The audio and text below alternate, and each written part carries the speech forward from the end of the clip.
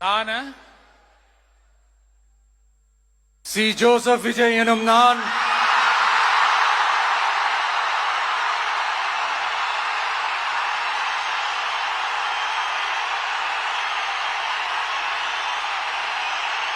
சட்டப்படி அமைக்கப்பெற்ற இந்திய அரசியல் அமைப்பின்பால் உண்மையான நம்பிக்கையும் மாறா பற்றும் கொண்டிருப்பேன் என்றும் இந்திய நாட்டின் ஒப்பில்லாத முழு முதல் ஆட்சியையும் ஒருமையையும் நிலை நிறுத்துவேன் என்றும் தமிழ்நாட்டு அரசின் முதலமைச்சராக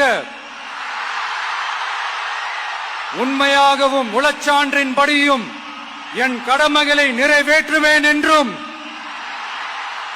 அரசியல் அமைப்பிற்கும் சட்டத்திற்கும் இணங்க அச்சமும் ஒருதலை சார்பும் இன்றி விருப்பு வெறுப்பை விலக்கி பலதரப்பட்ட மக்கள் அனைவருக்கும் நேர்மையானதை செய்வேன் என்றும் ஆண்டவன் மீது ஆணையிட்டு உறுதிமொழிகிறேன்.